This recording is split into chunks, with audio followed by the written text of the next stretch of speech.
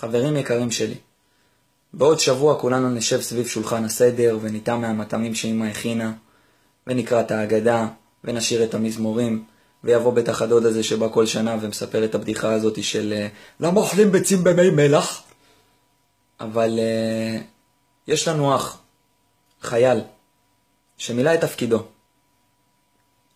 ובאמת קיים את מה שנאמר בהגדה של להיות בן חורין, בן חורין בארצו. והוא מואשם על הריגה, והוא יישב בבית סוהר, בזמן שהמשפחה שלו תעשה את ליל הסדר. ואמא שלו טרחה לליל הסדר, והלכה ועשתה קניות וקנתה את הדברים שהוא הכי אוהב לאכול, ואבא שלו גם עזר בהתרוצצויות, ואחותו תשב בסדר, ותרצה לראות את אח שלה. ובכל חנוק מדמעות היא תגיד לאמא שלה, אמא אני לא רעבה.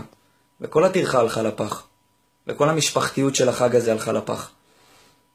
אז אני מבקש מכם, מהאנשים השפויים שנשארו במדינה הזאת, תשתפו את הסרטון הזה. אולי הוא יגיע לעיניים של בן אדם שיכול לעזור.